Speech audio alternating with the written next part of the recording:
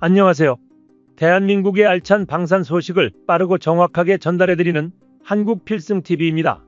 최근 세계적인 항공 전문지 아비아시 온라인은 KF-21 전투기에 대해 5세대 스텔스 전투기로 진화 가능한 세계 유일의 전투기라는 평가를 내리며 KF-21 전투기의 새로운 무장 체계를 분석했습니다. 동아시아 공군 전력이 급진적으로 성장하는 한편 그 주축을 이루는 것이 바로 KF-21 전투기인데요. 실제 미국 몇몇 언론에서는 러시아에서 개발했다고 공개한 전투기인 수호이 체크메이트와 KF-21 전투기를 비교해보아도 대한민국의 KF-21 보라매만이 유일한 성공을 가져갈 것이라는 흥미로운 분석을 내놓았습니다. 그들이 주장하는 내용을 살펴본다면 러시아가 공격적으로 마케팅하는 수호이 체크메이트는 허상만을 가며 아직까지 제대로 된 실물을 보여주지 못하고 있다는 것입니다. 유력한 근거로 랩터가 등장할 무렵부터 곧 개발이 완료될 것이라고 하던 수호이 57 전투기는 이제 겨우 모습을 드러냈습니다. 러시아는 작년 6월 경부터 수호이 57 스텔스기를 우크라이나 전쟁에서 운용해왔다고 추측되는데 수호이 57의 불안한 기체 성능으로 인해 적극적인 운용을 하지 못하고 있다는 추측이 주를 이루었습니다. 특히 러시아의 수호이 전투기 성능이 의심받고 있는 지금 우크라이나에서 수호이 57까지 추락하게 된다면 성능 관련 평판 훼손으로 인한 수출 전망 악화와 민감 기술 노출 등의 위험이 생길 수 있기 때문에 이에 대해 소극적 운영은 물론이고 생산량 역시 굉장히 소량 생산만 가능했던 것으로 추측하고 있습니다. 특히 러시아의 생산력은 거의 전멸 수준입니다. 반면 한국산 KF-21 전투기는 러시아의 체크메이트보다 훨씬 늦게 개발을 시작했지만 한국은 유의미한 비행 성과를 거두며 실전기체 생산을 시작하고 있습니다. 러시아뿐만 아니라 6세대급 전투기 개발 사업에 뛰어든 일본과 비교해도 한국이 우위를 차지할 수 있다는 사실이 밝혀졌습니다. 일본이 개발 중인 GCAP가 6세대급 전투기가 아닌 5세대급 전투기로 밝혀지면서 만약 이것이 개발되더라도 대한민국 KF-21 전투기가 공중전에서 우위를 점할 수 있다는 소식이 들려왔습니다. 물론 이는 한국 역시 계획대로 KF-21 전투기를 진화시킨다는 전제인데요.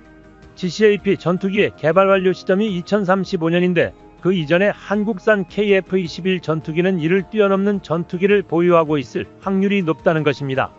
일본 미쓰비시 중공업 고위 관계자는 2035년까지라는 너무나 빡빡한 일정에 GCAP 전투기 성능에서 광대역 스텔스와 레이저 무기 개발은 어려울 것이라고 언급했습니다. 결국 인공지능 AI와 무인전투기 초음속 순항 능력 세 가지를 중점적으로 개발하고 있다고 밝혔는데요. 얼마 전 GCAP는 목표를 수정하게 되었는데 개발이 완료되었을 때 목표하는 성능이 현재 미국의 F-22 수준으로 결정난 것입니다. 반면 대한민국 KF-21 전투기는 인공지능 AI와 무인전투기, 스텔스 무인기에 초점을 맞추고 있으며 레이저 무기 개발에도 힘쓰는 상황입니다. 대한민국은 일전에 대공 레이더를 세계 최초로 배치한 경험이 있으며 현재 미국과 한국의 레이저 무기 개발 수준은 비슷하다고 평가되고 있습니다. 하지만 대한민국은 강대국들과의 외교에도 신경 써야 하고 북한과의 교전이 일어날 가능성으로 인해 국방력에 대해 물밑 작업 후 밝히는 등 조심스럽습니다. 하지만 미국의 레이저 무기 개발 상황은 비교적 소상히 알려져 있는데요. 100kW급 레이저를 개발 중으로 이는 발칸포 수준의 파괴력을 가지지만 명중률이 무려 99%이며 지속적인 레이저 발사로 날아오는 미사일과 지상무기 파괴가 가능하여 공격보다 적전투기가 공격하지 못하게 하는 뛰어난 교전체계가 될 수 있다는 것입니다. 많은 군사 전문가들은 대한민국의 레이저 무기 역시 이 정도 수준까지 올라왔을 것이라 추측하고 있습니다. 다만 현재 미국이 판매를 금지할 정도로 뛰어난 능력을 가진 F-22 전투기의 핵심 능력인 초음속 순항 능력에 대한 이야기가 없습니다. GCAP 역시 초음속 순항 능력에 초점을 맞추고 있습니다. 초음속 순항 능력이란 애프터버너 없이 시속 1609km, 마하 1.3 정도의 속도를 장시간 유지하는 것입니다. 이것이 바로 슈퍼크루징이며 이 속도의 차이가 전투의 결과를 좌우할 정도로 놀라운 모습을 보여줍니다. 이 정도로 빠르게 기동하는 전투기는 정면이 아니라면 요격하기 어렵기 때문입니다. 그렇기 때문에 초음속 순항 능력을 지닌 전투기가 공중전에서 우세할 수밖에 없는데요. 하지만 한국은 이미 일본이 포기했던 덕티드 램제트 엔진 개발을 의지와 끈기로 성공해냈으며 미사일 부분에서 일본과 중국보다 뛰어난 기술력을 증명했습니다. 이를 바탕으로 국산 엔진 개발이 현재 계획한 대로 이루어진다면 동아시아 전투기 최강국은 한국이 될 것입니다. 만약 엔진이 개발되지 않더라도 미국에서 현재 사용하는 F414 엔진이 아닌 F414E 엔진을 받아 부착하게 된다면 이미 J-20 전투기와 GCAP 전투기를 뛰어넘는 성능을 보일 수 있습니다. 다만 이는 한반도의 국한에서인데요. 중국처럼 광활한 땅을 가지고 있거나 일본처럼 3,000km가 넘는 길다란 국토를 가지고 있다면 전투기의 슈퍼크루징, 초음속 순항 능력이 더욱 오랜 시간을 유지해야만 합니다. 하지만 한국은 한반도라는 작은 땅덩이 안에서 전투기를 운용할 방어적 생각으로 개발을 진행했고 넓은 지역을 나아가 전투하는 것이 아닌 한반도와 그 주변에서 전투하는 데 전투기를 최적화했습니다. 그렇기 때문에 J-20 전투기와 GCAP에 비해 넓은 지역에서는 지속성이 떨어질지 모르나 넓지 않은 지역에서는 한 수위의 성능을 보일 수 있다는 것입니다. 이는 대한민국이 스스로를 지킬 수 있음을 보여줍니다.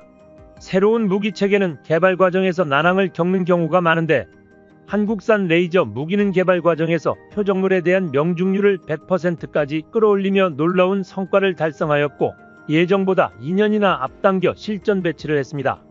새로운 무기체계의 본격적인 개발을 시작한 이래 단 4년 만에 레이저 대공무기를 개발하는 데 성공한 것입니다. 대한민국은 시험평가에서는 3km 밖에 있는 무인기 30대를 모두 명중시키며 100% 요격률을 기록했습니다. 새로운 무기체계를 개발하는 데 속도만큼이나 성능도 전 세계 최고 수준을 자랑하며 그 압도적인 기술력으로 전 세계 무기 강대국들을 긴장시키기 충분했습니다. 또한 국방과학연구소는 5세대 이하의 전투기가 6세대 전투기에 비해 경쟁력이 떨어질 것이라 언급하면서 레이저 기술을 탑재한 KF-21 진화 모델을 통해 레이더 탐지 후 적기를 즉각 격추할 능력까지 갖출 것이라고 설명했습니다. 레이저 무기는 초속 30만 km의 속도로 목표를 파괴할 수 있는 능력을 갖추었다는 것을 증명하였으며 중력이나 대기 환경에 큰 영향을 받지 않습니다.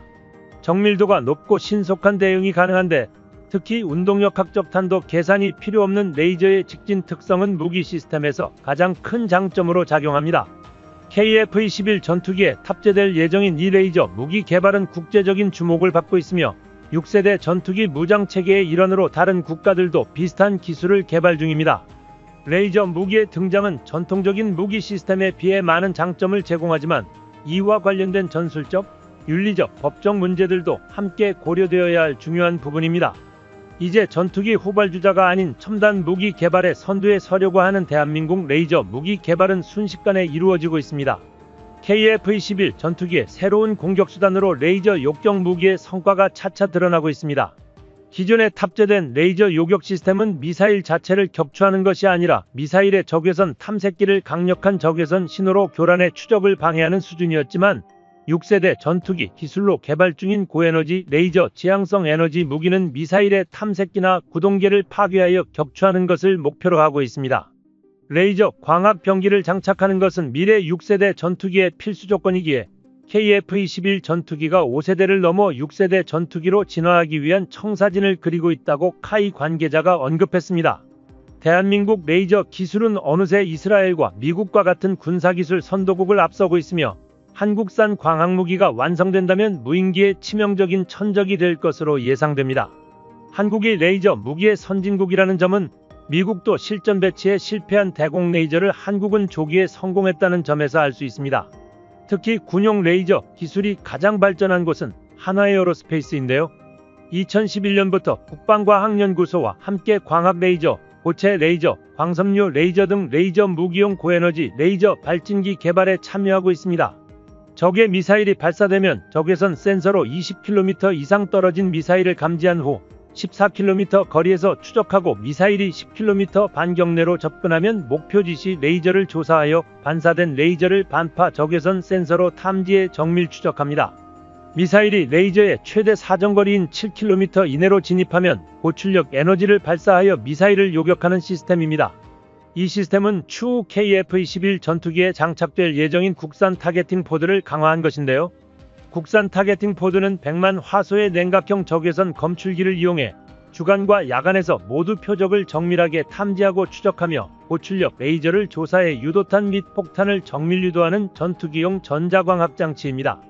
이 기술은 대한민국이 미국으로부터 기술 이전을 거부당한 레이더와 같은 4대 핵심 기술 중 하나로 KF-21 개발 사업 초기에 록히드 마틴이 제공하지 않은 이 기술들을 국내 기술로 개발하겠다는 포부를 밝힌 한국 연구진들에 의해서 한화 시스템이 도맡아 진행하였습니다. 한화의 국산 타겟팅 포드는 미국산 F-15 전투기에 장착된 록히드 마틴의 스나이퍼 타겟팅 포드를 참조하여 개발되었으며 각 모듈을 별도로 구성하는 대신 통합된 공용 광학기를 사용해 성능을 향상시키고 소형화 및 경량화에 성공했으며 해상도 역시 미국의 스나이퍼 타겟팅 포드보다 높습니다. 현재는 동체 하부에 장착되는 형태로 개발되었지만 향후 KF-21 전투기의 완벽한 스텔스화를 대비하여 F-35 전투기와 같은 메리평으로 개발될 예정입니다. 이러한 국산 타겟팅 포드를 장착한 KF-21 전투기에 고출력 레이저 무기를 장착하게 된다면 이를 통해 적의 유도탄을 탐지 및 추적해 고출력 레이저로 요격할 수 있는 상황이 됩니다. 대한민국 KF-21 전투기가 놀라운 수준의 광학무기를 장착하게 되면서 경이로운 성장을 다시 한번 보여주고 있습니다.